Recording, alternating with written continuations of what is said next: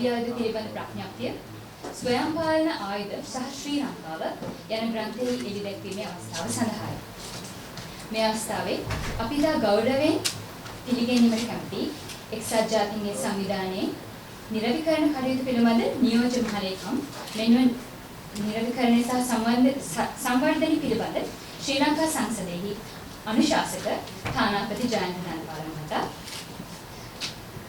විදේශ කටයුතු අමාත්‍යාංශයේ ලේකම් රවිනාථ ආරිසිංහ මහතා සහ පැමිණ සිටින සියලුම අමුත්තා. මීළඟට යෙදී ඇත්තේ ඝාතක රොබෝන් තහනම් කිරීමේ ව්‍යාපාරය සම්බන්ධයෙන් සහ ස්වයං පාලක අවි තහනම් කිරීමේ අවශ්‍යතාවය පැහැදිලි කරන රූපරාමු පෙළක් නැරඹීමටයි. මෙම වැඩසටහන පවත්වන ලබන්නේ ඉංග්‍රීසි භාෂාවෙන් වන නමුත් ශ්‍රී ලංකාවේ භාෂා ප්‍රතිපත්තියට අනුකූලව කිසියම් ප්‍රශ්න හෝ පැහැදිලි කිරීම නැත්නම් ඒවා සිංහල හෝ දමිළ භාෂාවලින් පැහැදිලி කිරීමට අප சூதாනම්. வணக்கம். கொலைகார ரோபோக்களை தடுத்து நிறுத்துவதற்கான இலங்கை பிரச்சாரத்தினால் ஏற்பாடு செய்யப்பட்டுள்ள குறிப்பிட்ட சில மரபு ரீதியான ஆயுதங்கள் பற்றிய சமவாயம், தன்னியக்க ஆயுதங்கள் மற்றும் இலங்கை எனும் மும்மொழியிலான நூல் வெளியீட்டு விழாவிற்கு உங்கள் அனைவரையும் வரவேற்பதில் மிக்க மகிழ்ச்சி அடைகின்றோம். இன்றைய நிகழ்வினை கலந்து சிறப்பித்துக் கொண்டிருக்கக்கூடிய ஆயுத கழிவு விவகாரங்களுக்கான முன்னாள் ஐநா துணை செயலாளர் நாயகம் மற்றும் இலங்கையின் ஆயுத கழிவு மற்றும் அபிவிருத்தி மன்றின்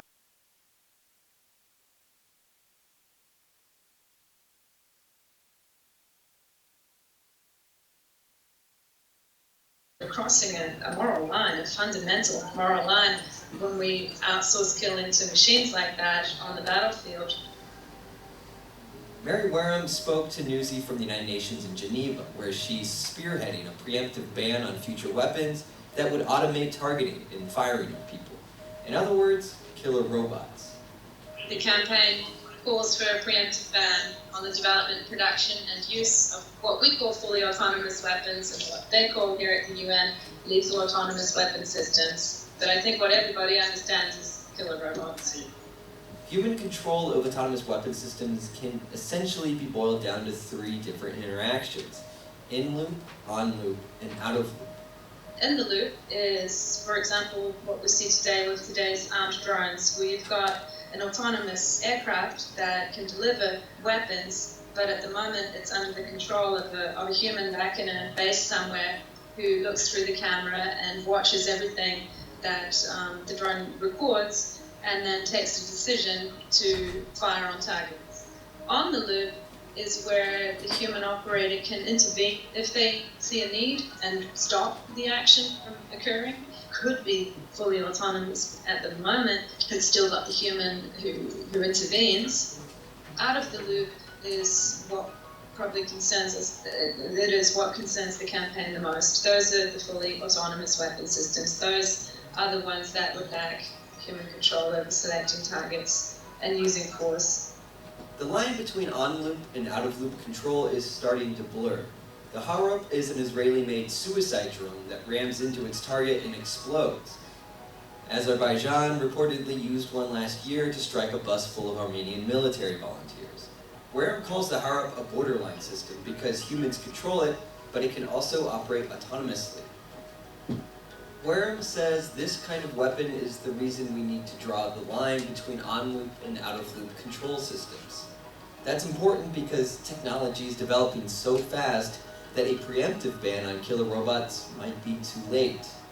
And we're starting to have some pretty big debates right now about when we can take that word preemptive off and start pointing at weapon systems that concern us. Establishing the ban has been a long fight. In the 5 years since the campaign formed, just 22 countries have signed on so far. Wareham says while the slow pace has been frustrating, support is building for negotiating new international law. Fully autonomous weapons go against the very notion of dignity and how you should be killed. At the moment, the way things are going, we're concerned that humans are becoming more and more remote from warfare. And our concern is that they're just going to drop out and they won't be involved in those decisions. when you talk about killer robots, a lot of people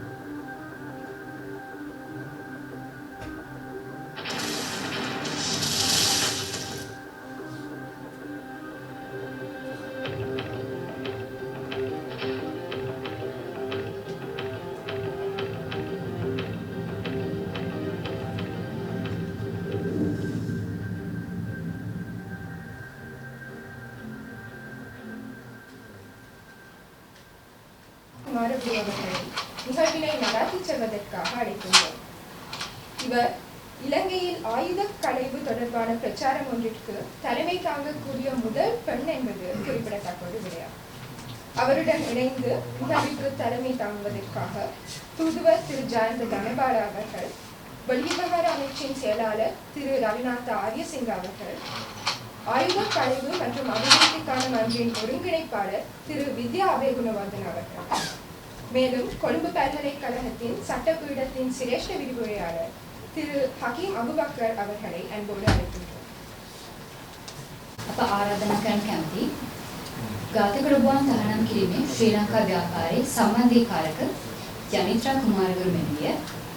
ඇය ශ්‍රී ලංකාවේ නිරතිකරණය සම්බන්ධ ව්‍යාපාරයක් මෙහෙයවන පළමුවන කාන්තාව බව අප ඉතාම සන්තෝෂයෙන් මතක් කිරීමට කැමතියි. මේ අවස්ථාවේ අප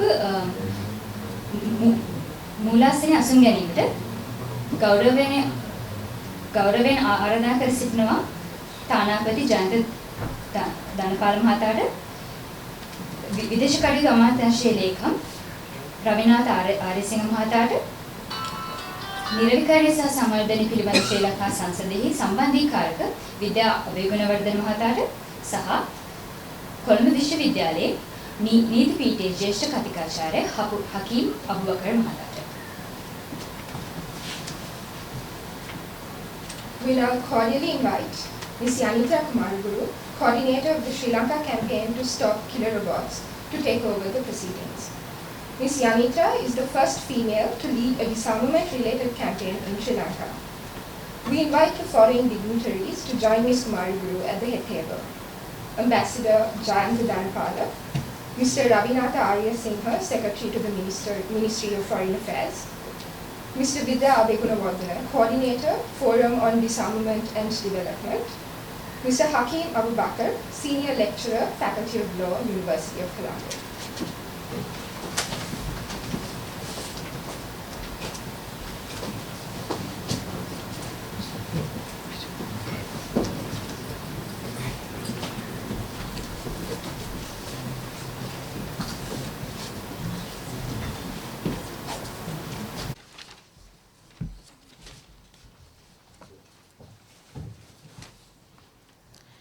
Former UN Under-Secretary General for Disarmament Affairs and patron for the Forum for Disarmament and Development, Ambassador Jayanta Dhanapala, Secretary to the Ministry of Foreign Affairs, Mr. Ravinatha Ariyasinghe, former Associate Professor and Founding Secretary of Social Scientists Association, Dr. Kumari Jayawardena, distinguished dignitaries, our honorable invitees today, ladies and gentlemen, thank you for joining the Forum for Disarmament and Development and the Sri Lanka campaign to stop killer robots today in having this conversation on autonomous weapons, the Convention on Certain Conventional Weapons, and Sri Lanka. In my capacity as the coordinator for the campaign, it is my pleasure to introduce and speak a few words about the campaign to stop killer robots. The campaign to stop killer robots, or lethal autonomous weapons, as they're more formally known, was launched in London in 2013, and since then has been working as an international coalition to preemptively ban fully autonomous weapons. The videos that you just watched would leave little doubt as to why the campaign so fervently advocates for a preemptive ban and comprehensive prohibition on the development, production, and use of these autonomous weapons. A mere glance beyond the supposed advantages of developing autonomous weapons and this technology reveals that even if such technology were to yield a few advantages, they would come at much too high a cost. As you heard the coordinator for the international campaign, Mary Wareham, say on the video clip earlier, the removal of human judgment from the decision-making loop in war crosses a moral line. Allowing weapons the autonomy to engage in critical functions such as target selection and attack by themselves brings with it a myriad of alarming consequences that strip away the fundamental premise of human dignity in decisions made in warfare. Human lives are reduced to numerical values, and a previously morally burdensome decision-making process that took cognizance of the human value of life is accordingly then reduced to a matter of algorithmic programming. The new decision-making process is devoid of human compassion. It is devoid of an innate moral compass and only serves to distance the human from the decision to engage in violence, and thus makes it easier to make and decide to enter into actions of violence. Also making these decisions easier is the manner in which the use of autonomous weapons will so easily disrupt the tracing and ensuring of human accountability for any violations of international humanitarian law that take place during the course of the operations of these machines. The decision-making process, however, is likely to be imbued with the social prejudices and perceptions of its human programmers. Would you trust a machine with zero human intervention to deal with a scenario where a child accidentally picks up ammunition on a roadside? Would you trust the same machine with distinguishing civilians from combatants before an attack, when some of the civilians in the vicinity of a targeted area could always be differently abled and perhaps unable to respond effectively to an evacuation order or notice? Would you trust the same machines when high risk and unpredictability in the operation of those machines means uncertainty and possibly debilitating consequences in volatile conditions of war, their vulnerability to cyber attacks, their use in the hands of the wrong parties, and possible errors in their pre-programmed technical operations? The dangers have now been consistently highlighted by technological experts across the world. Professor Noel Sharkey, Emeritus Professor of Artificial Intelligence at the Sheffield University and Chair of the International Committee on Robot Arms Control, has for years now warned of the tragic humanitarian consequences and destabilization of global security that these weapons are able to bring. For all these reasons and more that I do not have time to go into at present, the campaign to stop killer robots urges that all relevant stakeholders take all possible measures within their power to progress towards an internationally binding legal instrument that preemptively bans fully autonomous weapons. States have participated in the discussion on lethal autonomous weapons within the CCW Forum since as early as 2013. But while the CCW process carries with it the potential of a protocol to retain meaningful human control over weapons and the ban of the use of lethal autonomous weapons, recent annual meetings have shown little progress. While the meetings have not shown much promise, it is, however, still undeniable that this movement to ban autonomous weapons is gaining traction. Consequent to the clip you listened to, several more states have joined the list to prohibit autonomous weapons, with Ecuador and Morocco joining the list very recently and bringing the total of states advocating a prohibition up to 28. The campaign calls upon states to build further on this momentum, highlighting the dangers inherent in these weapon systems and calling for their ban. We call on states, while pushing for the process to implement international treaty law, to also contribute by implementing national and regional law, crafting state policies, and putting in place other supplementary measures. The responsibility is not one that is limited to states, however. The development of these weapons and their technology often lies in the hands of the private sector and the technological industry. On the 18th of July 2018, more than 200 technology companies and organizations from more than 36 countries and with more than 2,600 individual signatures signed onto a pledge released by the Future of Life Institute at the International Joint Conference on Artificial Intelligence in Stockholm. The commitment here was to neither participate in nor support the development, manufacture, trade, or use of autonomous weapons. The campaign calls on all the companies and actors in the industry to commit in the same way, opposing the removal of meaningful human control over the operations of weapon systems, and asking for a commitment not to be involved in the development of such weapon systems. I close with a reminder of the urgency of these actions. Lethal autonomous weapons are poised with the potential to be the third revolution in warfare after gunpowder and nuclear arms. Once their production commences, their use is likely to trigger an arms race. The consequences, despite their extremely dangerous and morally reprehensible nature, are likely to continue untrammeled. This means, therefore, that no state will be safe and no state should consider itself one that will remain unaffected. It is therefore clear that urgent action is required and required now. Thank you.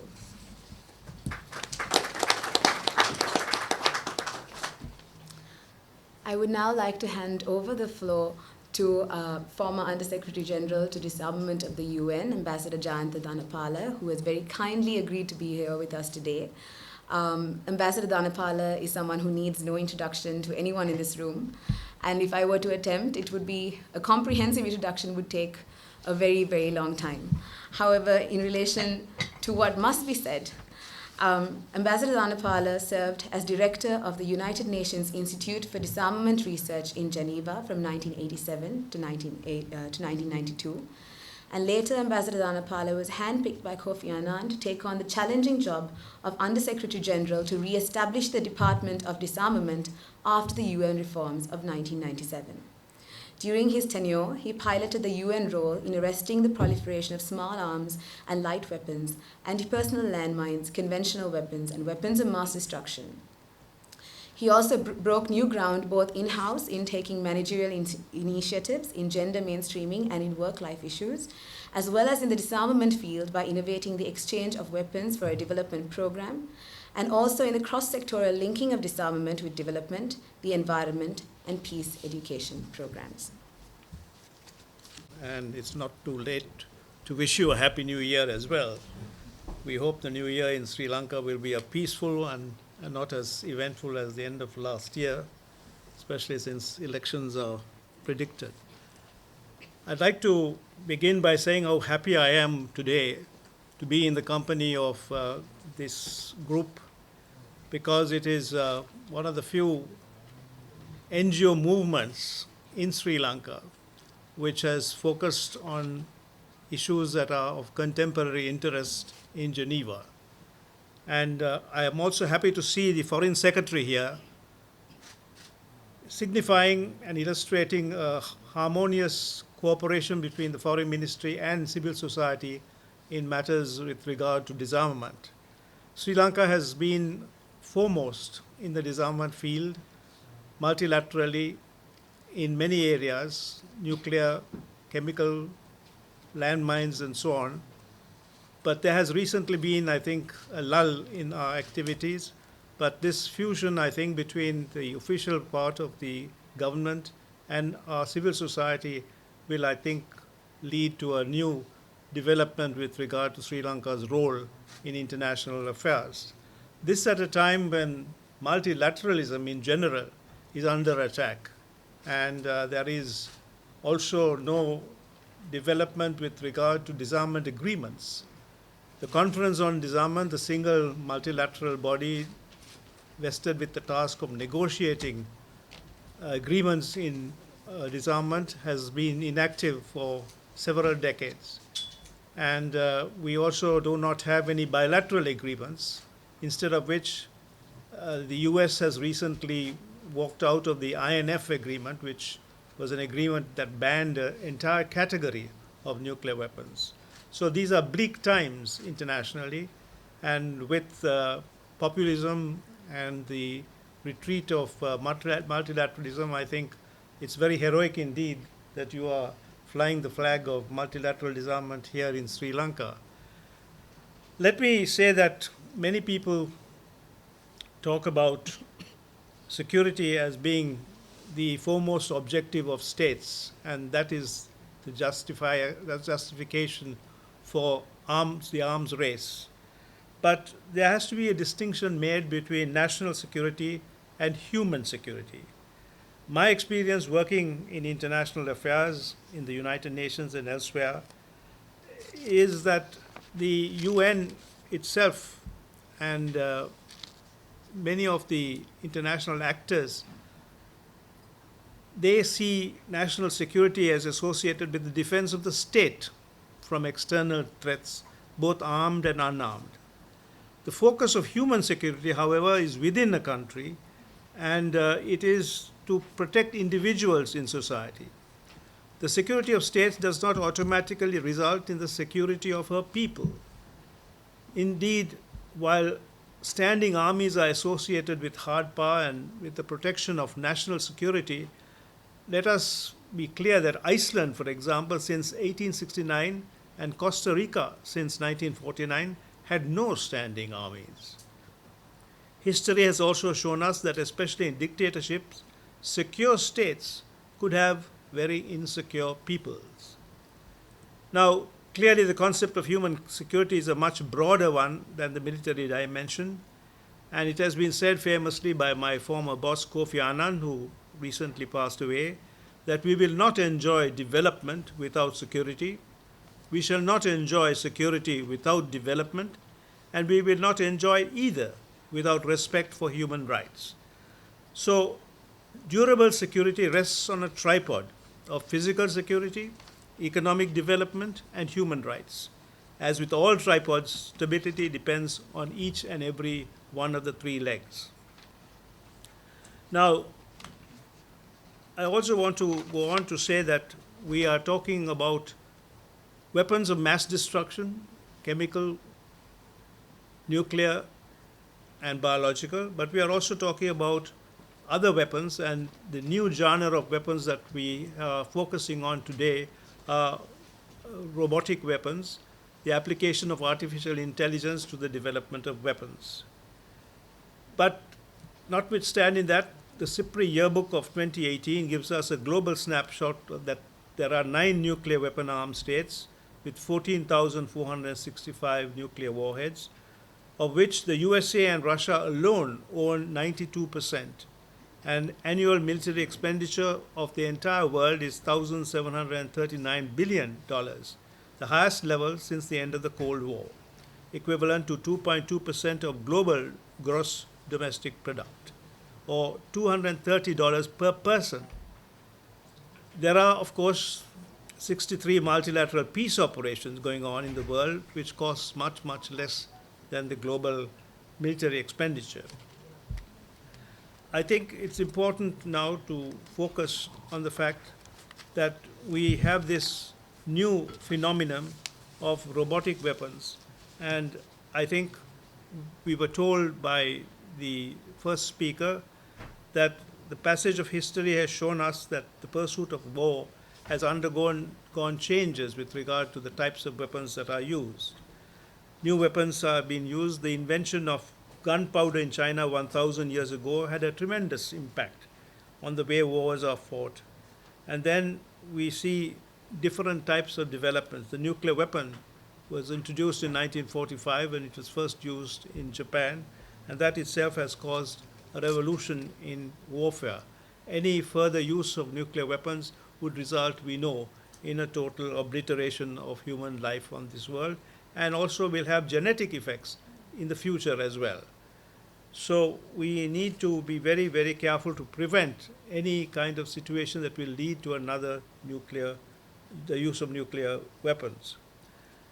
Now, what we are seeing right now is that while the possibility of a nuclear war by accident or by uh, deliberate intent or by state actors or terrorist groups is still there, there is, in a new era, which we are being told is an era of the artificial intelligence and the possible application of artificial intelligence to the development of weapons. There are hybrid weapons that could be developed with using traditional battlefield techniques with elements previously associated with non-state actors. And this is something that the group which I belonged to before I retired, coordinated by Human Rights Watch, is trying to stop by having this Stop Killer Robots campaign, and I'm glad that Sri Lanka has joined that campaign. I must say that Ambassador Ravinath Arisinghe, when he was our permanent representative in Geneva, did yeoman service representing Sri Lanka at the CCW, and also encouraging the campaign of which I was part at the time. And that campaign has now been with the CCW for 3 years. They are still rather disappointed with the pace of work because we are still very far from developing the instrument that we hope to achieve in order to ban killer robots. There are a number of countries who are not yet ready to sign on to a treaty, and as was mentioned by the opening speaker, the fact of the matter is that although we have 20 odd countries, I think, who are pledged to have a legal instrument banning these weapons, Sri Lanka, I'm afraid, is not one of them. And I think that's your first objective, to try to persuade the government here to sign on to that pledge. But beside that, I think the task multilaterally is to get the same kind of agreement that we had on landmines, which also took a long time, and other weapons of inhumane nature that we have been able to ban so far. So we now are worried about these weapons, the robotic weapons, because they escalate the pace of warfare, and they are likely to result in significantly reduced military casualties, but at the same time there will be no meaningful human control in the operation of these weapons. And it could be that they could ignite and foster arms races if the possession by some states and not others leads to a feeling compelled to acquire them against the possibility of asymmetric warfare resulting between technological haves and have-nots, because it's a spin-off to the application of artificial intelligence on arms. There is also the danger that these weapons, robotic weapons, could be acquired and used by non-state armed groups, including terrorist entities. And moreover, they will undermine existing law, controls, and regulations. One of the issues that are frequently brought up in the discussions we've had in Geneva is that the fact of meaningful control will eliminate the proportionality aspect of the use of arms, so that when a situation is faced by a commander, he may not use the weapons of the lethality that are necessary, that correspond to what has been used against him. He may use an excessive force. And that's where, when you give the decision making to a robot, that is the danger that can result. So for all those reasons, we hope very much that the Killer Robots campaign, or Lethal Autonomous Weapons campaign, will lead to a convention banning these weapons. And this was a proposal that was actively pursued. It continues to be pursued in Geneva. I think we are seeing a situation where internationally, in addition, of course, to the collapse of multilateralism globally and the rise of populism and leaders who are not very much constrained by legal norms, there is a danger that robotic weapons might prove attractive. And I think that is one reason why it's important for developing countries like Sri Lanka to take the lead. We have done so earlier. We have signed many conventions which restrict nuclear arms and chemical weapons and other weapons. And I think the robotic weapon is the next weapon of the future that we should aim at banning. So with those few words, let me ask the other speakers to develop some of the points that have been made already by the opening speaker.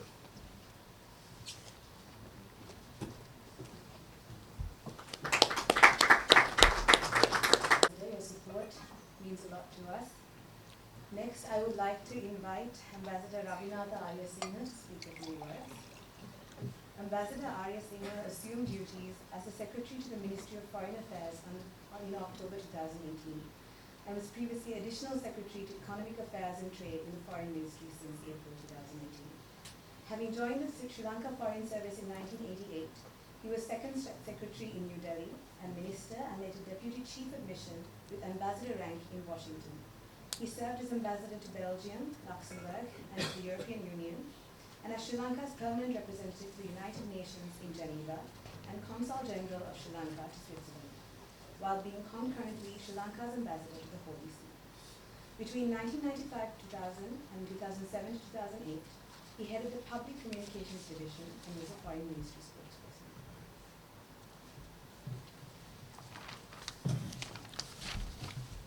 Former UN Under-Secretary General for Disarmament, Mr. Vidya Begunawardena, Coordinator of the Forum on Disarmament and Development, Ms. Yanithri Kumaraguru, Coordinator for Sri Lanka Campaign to Stop Killer Robots, senior colleagues, excellencies, ladies and gentlemen. It is a great privilege to be in such high company in discussing a subject on which I think I spent the last my last 5 years in Geneva, a very concentrated period, because we were both chair of the CCW and also later the president of the Conference on Disarmament.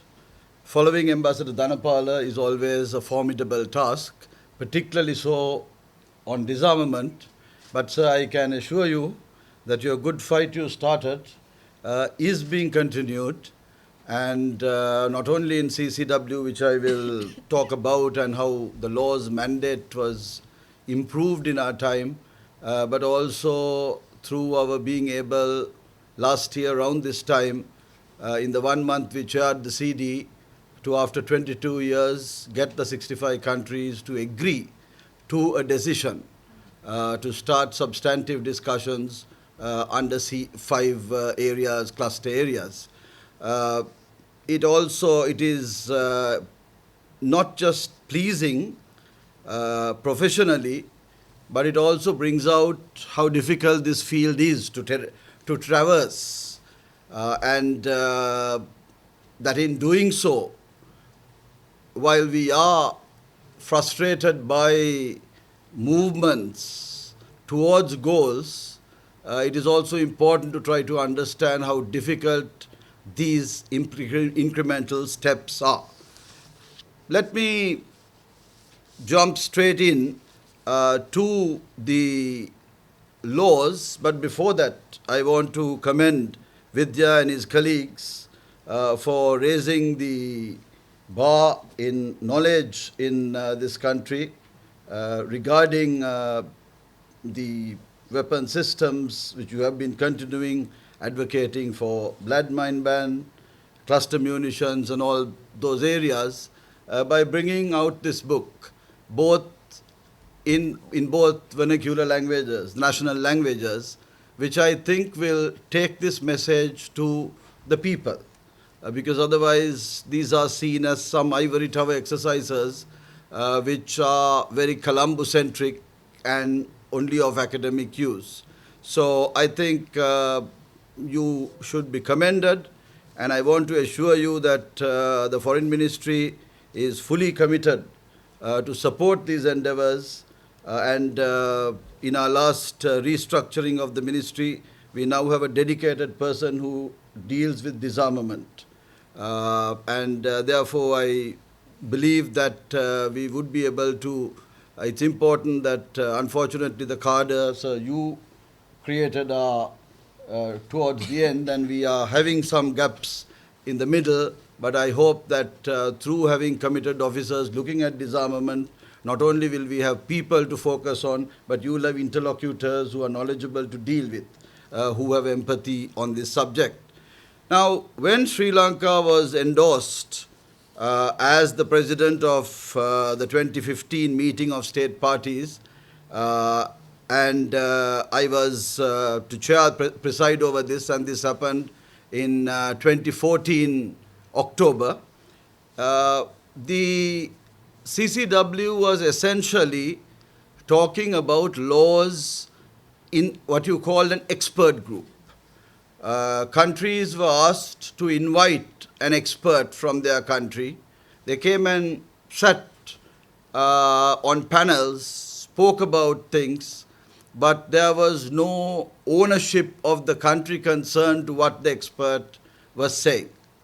And in this regard, in doing a lot of pioneering work, I must, Excellency, commend Ambassador Bientino of Germany, whom I worked very closely with through this exercise. Ambassador Dhanapala, when I wanted reinforcements to try to push things through a little, and I flew Ambassador Dhanapal. Ambassador Bientino also was very helpful, and we worked very well together. So through you, my appreciation to your country. So what we realized was, how do we overcome this barrier? Because there were two things happening. One was, this was called an informal meeting. And the second problem was that laws was discussed among other things. So the first thing Sri Lanka did, and we started doing this well ahead. You know, you start getting the chair. You were told you were going to be chair in October 2014. You were going to chair in December, I think it was November 2015. But our first effort was, how do we get the expert meeting which was going to take place in April next year? And Ambassador Bientino was chairing that. How do we upgrade that to take this issue on so that countries, states, parties would be made to speak as states?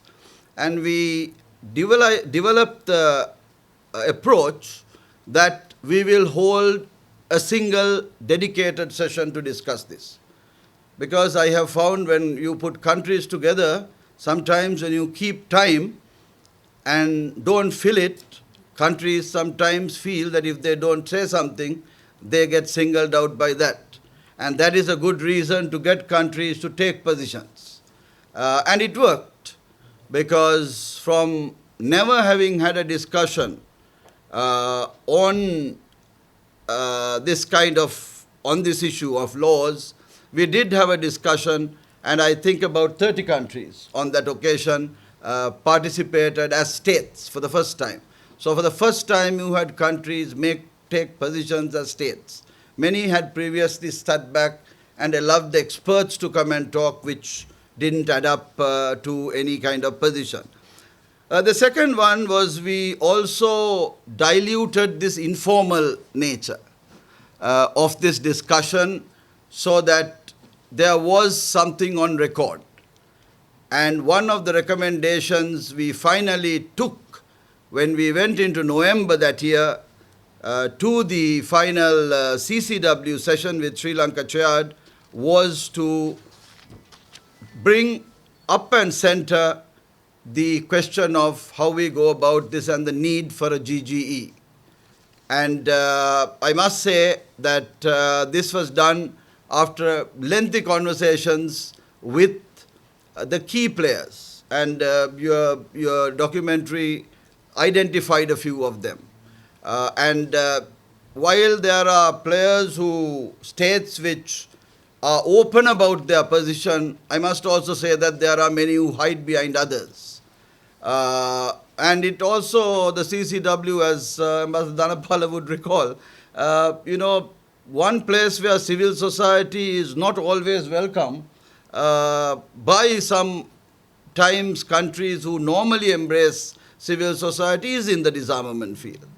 And for someone picking where to include civil society and where to keep them out is quite a formidable challenge.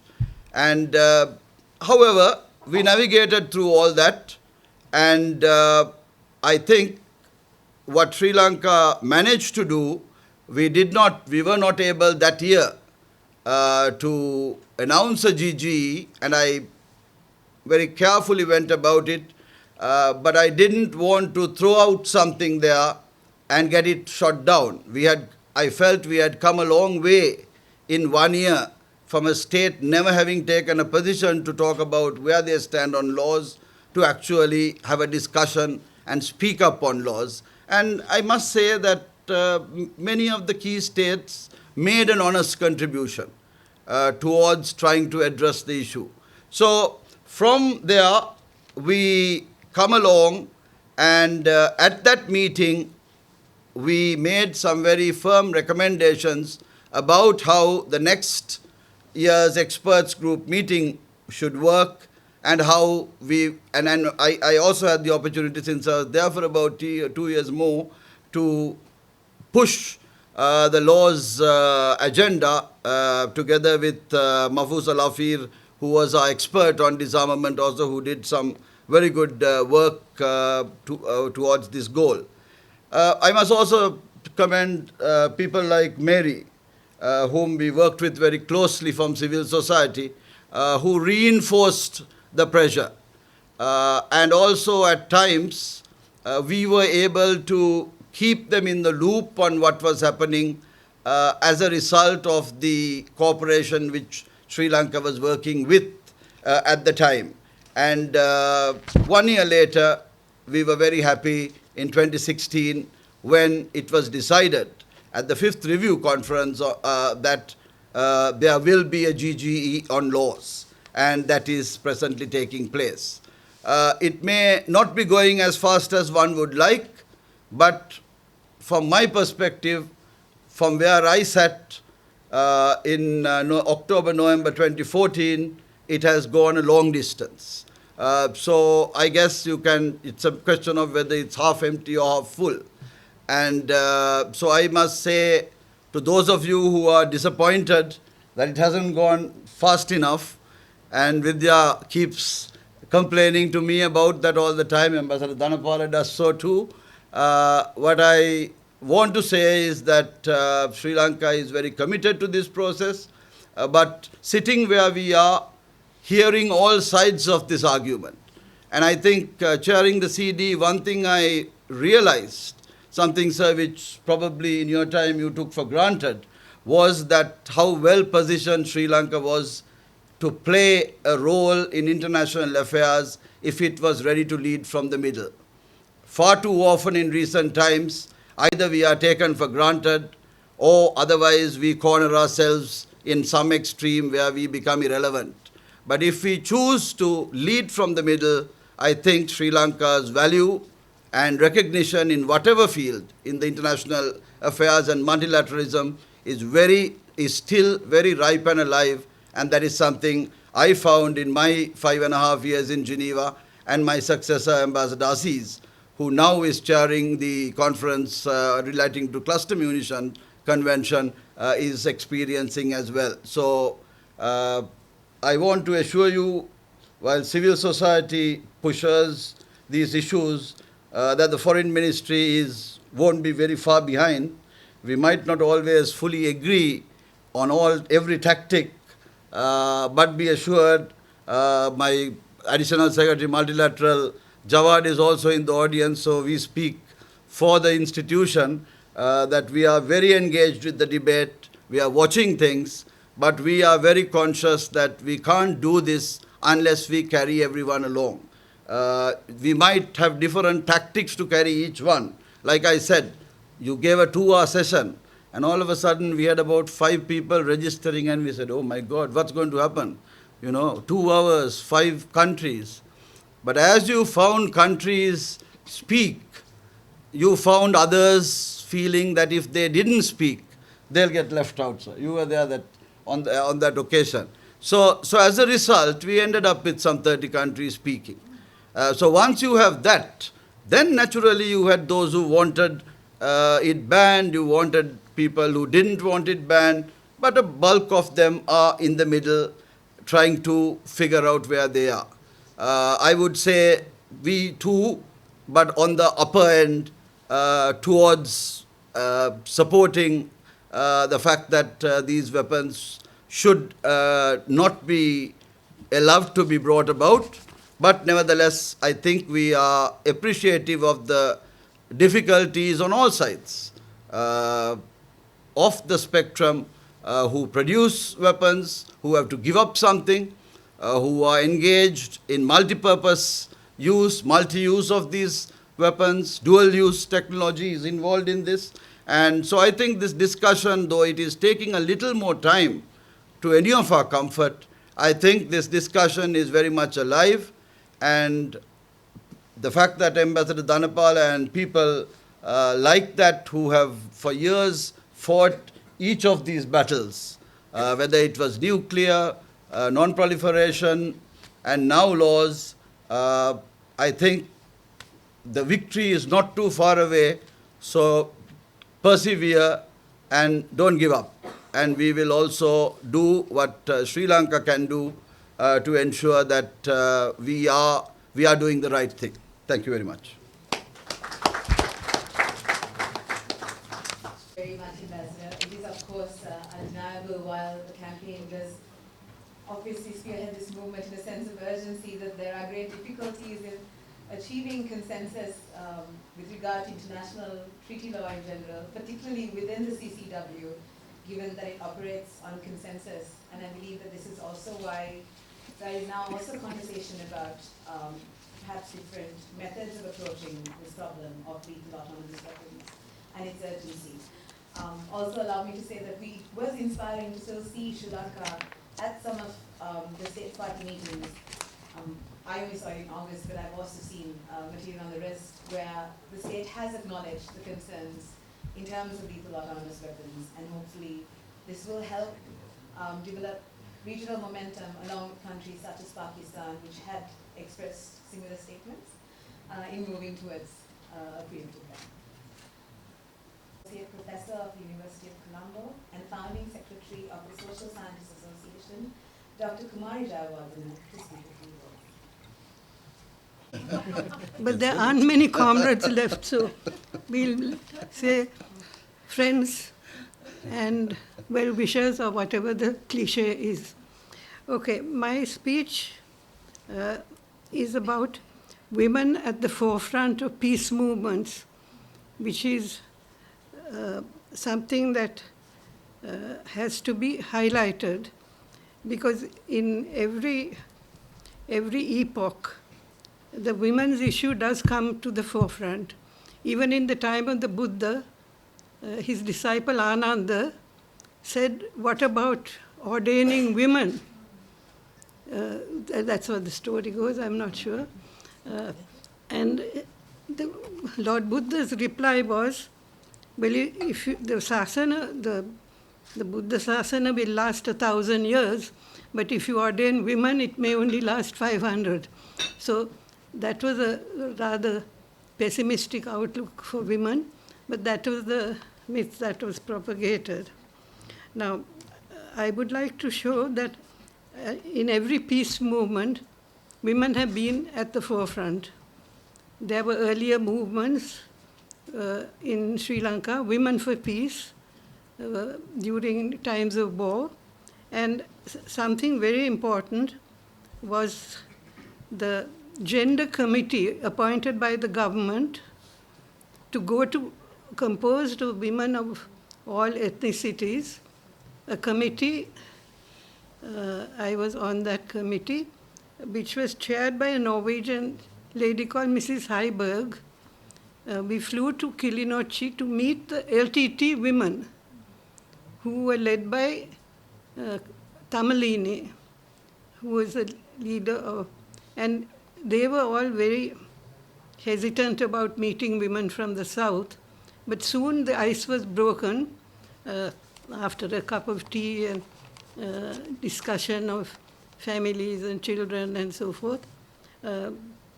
We had very good interaction with the LTT women.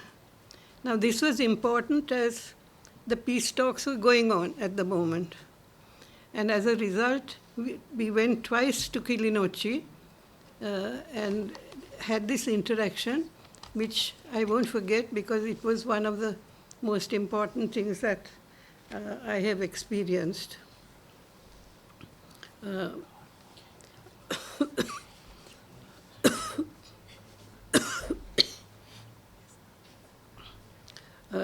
Now, the important intervention of women has often been in international campaigns for peace. For example, Jodie Williams has been mentioned, as she was the Nobel Peace Prize winner in 1992. And then there was Mary Wayham, I think they showed her picture too, coordinator of the campaign to stop killer robots. Then there was Anna MacDonald, control arms coordinator, and Yanita Kumaraguru, who is the coordinator of the campaign to stop killer robots. So wherever you go, it's true, you can chercher la femme, as the French say. Whatever there is, just keep looking and insisting that women be represented in whatever is going on. So I have always advocated women's rights. Sometimes I think, why did I do that? Where did I get it from? And I got it not from my mother, as one would expect, but from my father, who was in the old legislature and who brought legislation to ban the asking or giving of dowries. And of course that led to a big debate, and every year he brought it up, and he said it's degrading to either ask or give a dowry, but it was never successful. So the issue has been kept going for many years. Now, I have found that in my interaction at the university, there has been no problem of any discrimination against women. There may have been other forms of discrimination, but I have not come across any particular discrimination. So I will leave it at that and ask you to pose any questions you have on this issue.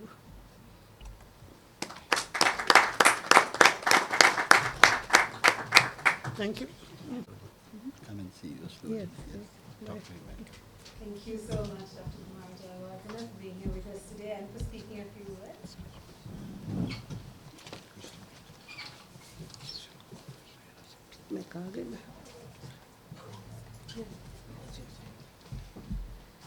Next, I would like to invite the coordinator of the Forum for Disarmament and Development and one of the directors of the Forum for Disarmament and Development, Mr. Vidya Abedi.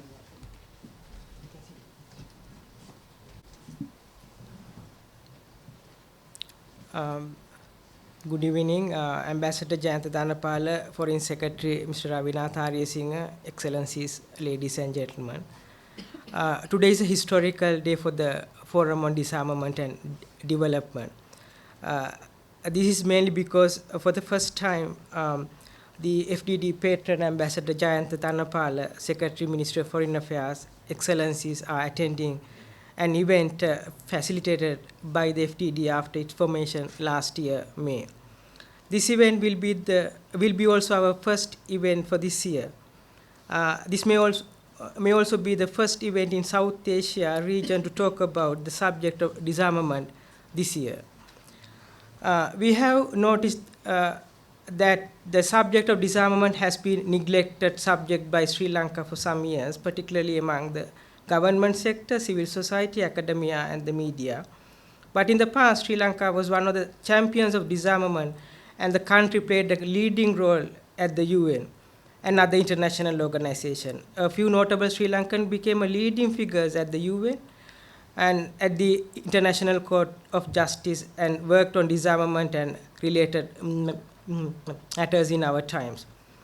The late Judge C.J. Veeramantri was the one and only Sri Lankan so far become Vice President of the International Court of Justice in 1996. The United Nations General Assembly required an opinion from the ICJ on the legality of the threat of use of nuclear weapons. The ICJ Judge Veeramantri observation on the opinion of the court was, I quote, "My considered opinion is that the use of threat of nuclear weapons is illegal in any circumstances whatsoever," unquote. His observation on the nuclear weapons is still in the UN. We were privileged to associate with the late Judge Veeramantri, and we will always remember him with gratitude. Ambassador Jayantha Dhanapala is another notable individual who became the one and only Sri Lankan so far to become a UN Under-Secretary General for Disarmament Affairs.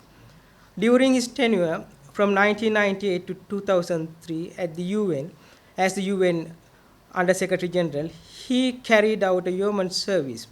We still remember that he went to Iraq to investigate whether they were in possession of weapons of mass destruction in 1998. The UN proved that Iraq does not possess any WMD. I still remember the day he went to Iraq, and I watched him on TV when he was interviewed by a CNN reporter. But an unfortunate war took place in Iraq due to wrong information, resulting in the loss of thousands of lives. Ambassador Dhanapala later became a chief of United Nations University Council, President Pagos, Director SIPRI in Sweden, and several other honorary positions at local and international organizations. Now he served as one of the members of the Sri Lanka's Constitutional Council. He is with us today, and he is also our patron. As I mentioned earlier, we have noticed that the subject of disarmament has been neglected in Sri Lanka. It is not a popular subject like human rights, peace and reconciliation, gender. We have noticed some reasons for this. The 30-year war, myths about disarmament, and some people believe that it will undermine the national security. Civil society's reluctance to engage with the defense authorities on the matter, and lack of support from the donor community is not supportive of the subject of human rights, gender, peace, conflict resolution, language rights, reconciliation. Disarmament treaty texts and related documents are not available in the language of Sinhala and Tamil. Universities do not teach disarmament as a subject, and there is less media attention to it. Sri Lanka campaign to ban landmines continued to campaign under such circumstances and with limited resources. We were a very small number of volunteers of 3-4 people, always dedicated to the matter. I can see our colleague Prasanna Kurupu, former coordinator in the audience. After the war ended in 2009, we approached the then government for negotiating the banning of landmine cluster bombs and also ratifying the UN Disability Convention. But we were unable to convince then the government, and they pointed out various security reasons after the war in 2000. After the war. In 2015, our campaign translated the treaty text of Landmine Cluster Disability Convention into Sinhala and Tamil languages and approached the government and had several discussions and communication with them. These include the President, the Prime Minister, the Speaker, Ministers, Secretaries, and Commanders of the military. After a successful campaign, Sri Lanka ratified the UN Disability Convention in 2016, acceded to the Mine Ban Treaty in 2017, and Cluster Convention last year. And now the country is reaping the benefit of ratifying an accession to them. Last year in March, His Royal Highness Prince Mirad of Jordan, Special Envoy of the Mine Ban Treaty, came to Sri Lanka on a goodwill visit after Sri Lanka's accession to the Mine Ban Treaty. Prince Mirad is now sharing Sri Lanka's success story of mine action with other nations and encouraging the global donor community to support Sri Lanka's mine action. After Sri Lanka acceded to the Mine Ban Treaty and Cluster Convention and ratified the UN Disability Convention, last year Ambassador Dhanapala encouraged us to form the Sri Lanka Campaign to Stop Killer Robots and the FDD. We were thankful to the Campaign to Stop Killer Robots based in New York for their support, and particularly Mary Wayham coordinated Stop Killer Robots campaign. We formed another 2 new campaigns in Sri Lanka last year. Those are the Sri Lanka Campaign to Control Arms, which advocates Sri Lanka to accede to the Arms Trade Treaty, and Sri Lanka Campaign to ban nuclear weapons. The FDD already is more concerned about improving the human security in Sri Lanka parallel to acceding to the Arms Trade Treaty. Last year, we met the President, the Speaker, ministers concerned, and communicated to the Prime Minister the importance of Sri Lanka's accession to the Arms Trade Treaty and reforming the security sector of Sri Lanka. This includes amending the existing Firearms Act, which has not been amended for the last 22 years, or passing a new act. The re-establishment of National Commission Against Proliferation of Illicit Small Arms, gun amnesty, and collection and destruction of firearms publicly, and garnering continuous support and engaging with civil society, the media, and the general public. The international community is ready to help the Sri Lankan government implement the Arms Trade Treaty and program of actions on small arms of the United Nations in Sri Lanka in terms of financial and technical support. This will improve Sri Lanka's human security sector immensely and particularly benefit the country with more resources for health and education sector. Sri Lanka Campaign to Ban Nuclear Weapons, which advocates Sri Lanka to accede to the Nuclear Ban Treaty. The NBT came to force in 2017, and the civil society group who campaigned for the treaty was awarded the 2018 Nobel Peace Prize. Sri Lanka yet to accede to the Nuclear Ban Treaty. The FDD also urges government to ratify the Nuclear Test Ban Treaty known as the CTBT. Sri Lanka is a signatory to the CTBT since 1996. Now it's more than 22 years Sri Lanka has still not ratified it. Subsequently, the FDT also became the Secretariat for Sri Lanka Campaign to Ban Landmine last year.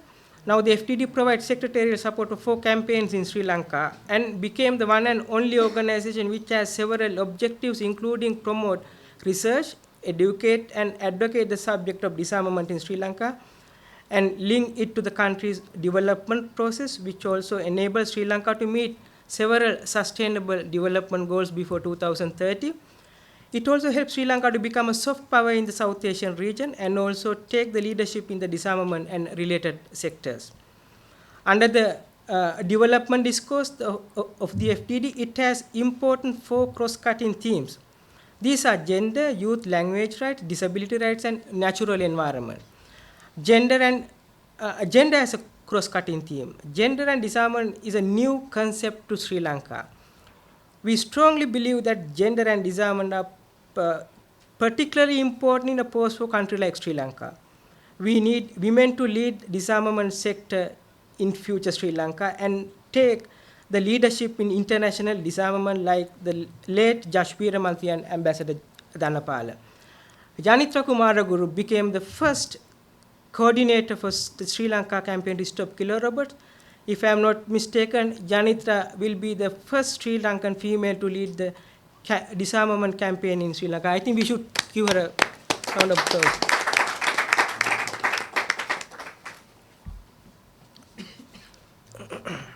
Not only Janitra, SLCBL, our Sri Lanka Campaign to Ban Landmine, appointed Nilasi Liyanage as the youth coordinator for Sri Lanka Campaign to Ban Landmine in 2017. In the same year, December, at the 16th meeting of the state parties to the Mine Ban Treaty in Vienna, she delivered the youth statement of the International Campaign to Ban Landmines.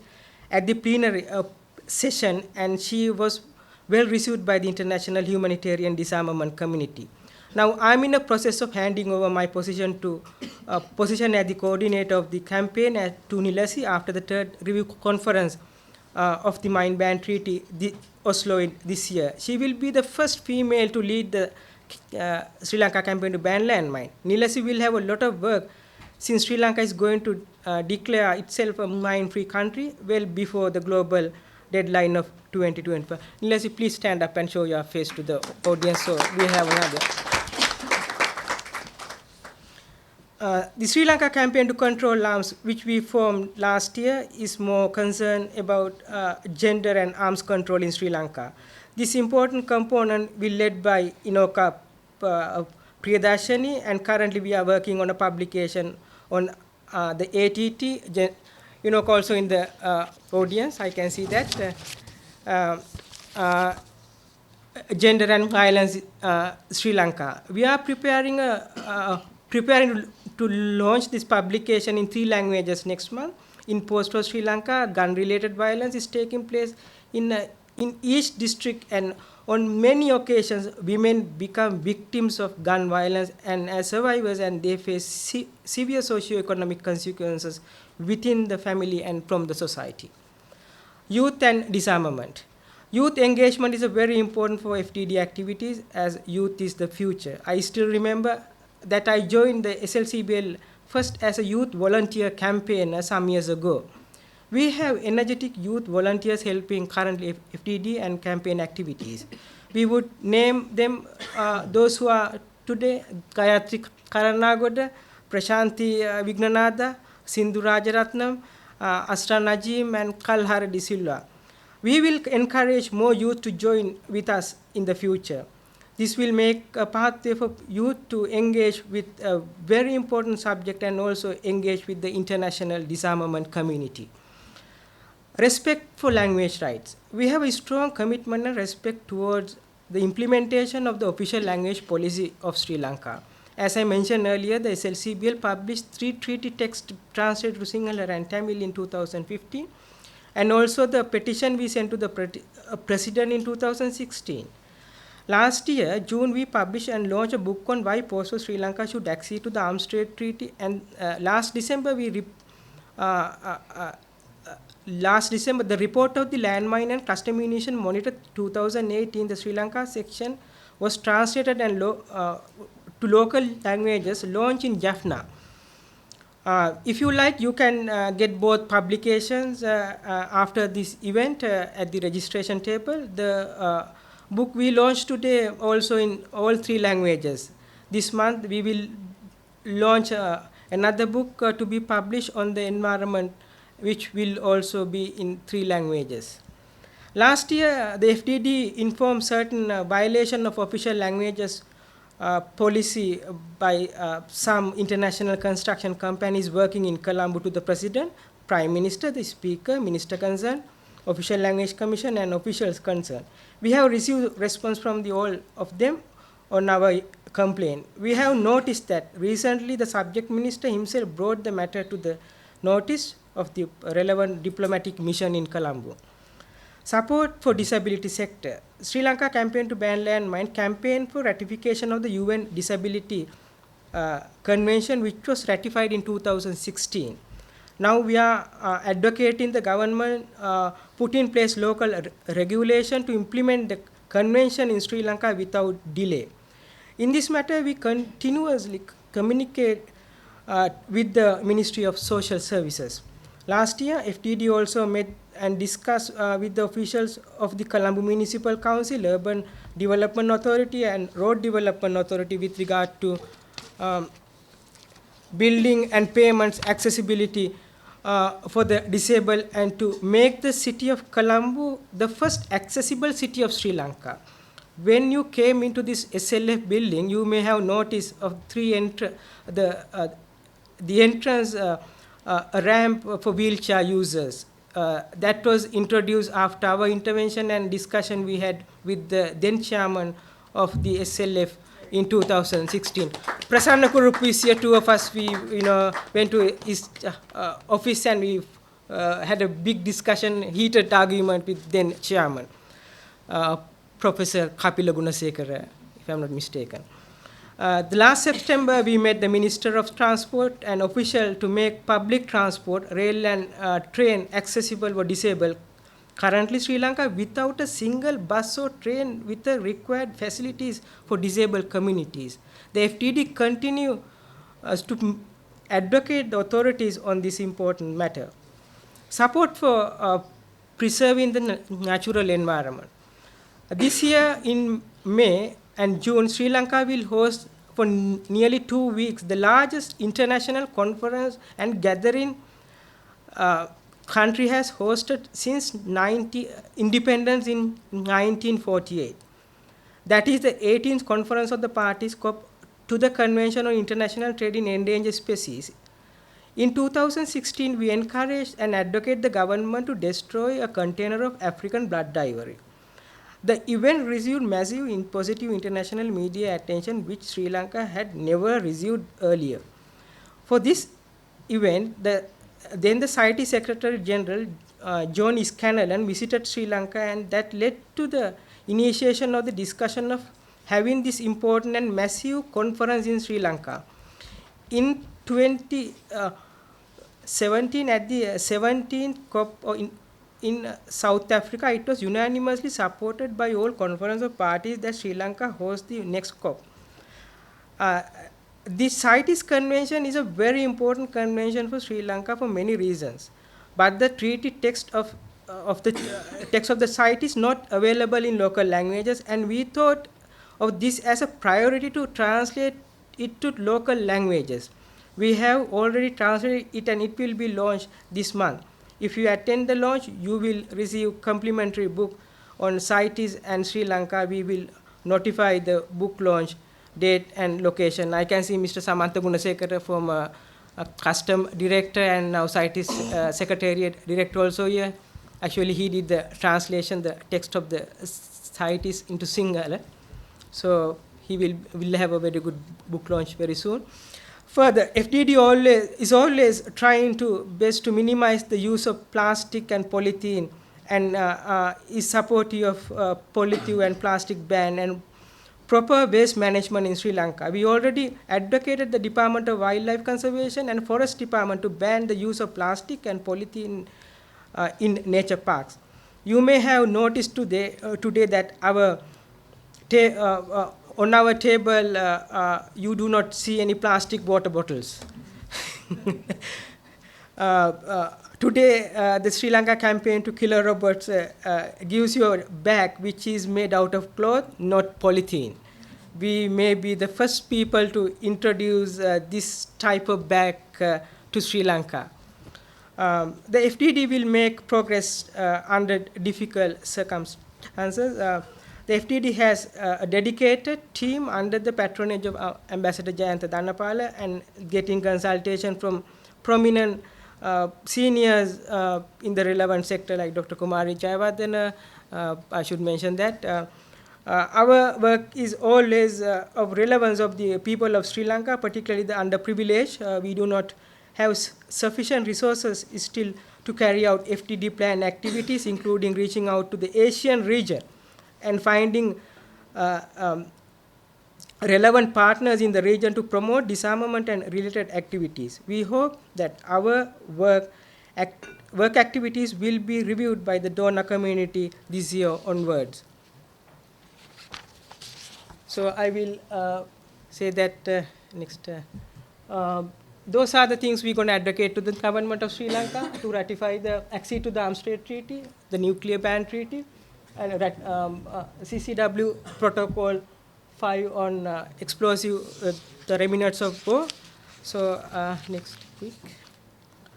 So and then we are requesting the universities to introduce disarmament as a subject, and then the media to carry our work to the grassroots level. Very important. We need media support. Now we are getting a media support. Thank you very much for the media.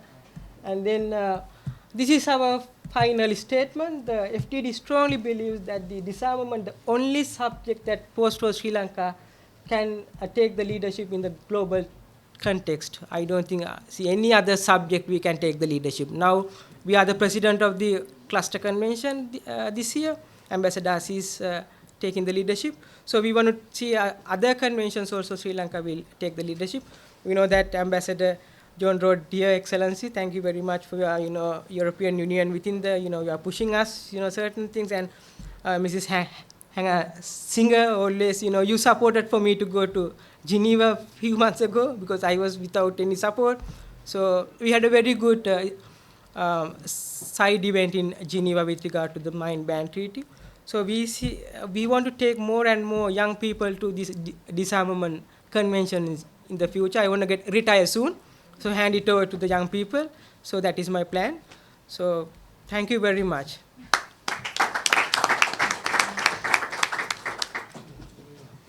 Yeah. Good evening, members of the head table and our most valued invitees, ladies and gentlemen. It's my privilege to have been asked to propose a vote of thanks on this occasion of launching of the translation of the certain convention of the certain conventional weapons and autonomous weapons and Sri Lanka. I, on behalf of the Forum on Disarmament and Development, and on my own behalf, as a member of FDD team, extend a very hearty vote of thanks to all the participants for gracing here with us this evening.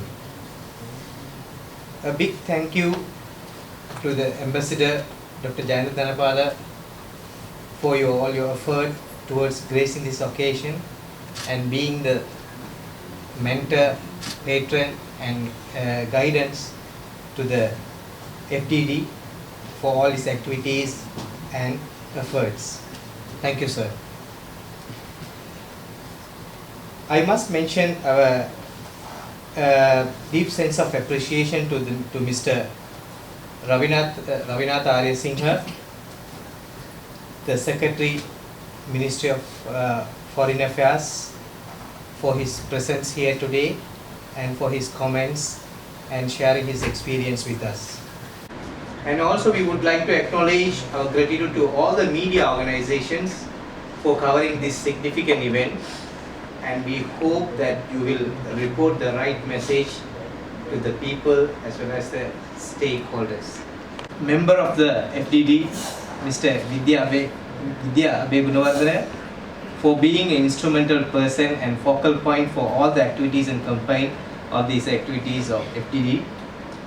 Thank you, Vidya, for your courage, commitment and support. I wish to express our sincere thanks to Yamitra Kumaraguru for her untiring involvement on Sri Lanka campaign to stop killer robots, an active member of the FDD team and member of the organizing committee of this event. Thank you, Yamitra. Finally, I would like to take this opportunity to place on record our hearty thanks to our fellow directors of the FDD and volunteers and future of the FDD, our young crowds here, young members of the FDD team, for your support, your presence and involvement with the FDD. Thank you. I cannot thank everyone enough for their involvement and their willingness to take on the completion of this task beyond their comfort zones. Thus, members of the head table, ladies and gentlemen, once again I want to state that we all are most grateful to all the speakers on the stage and all the participants. Thank you very much.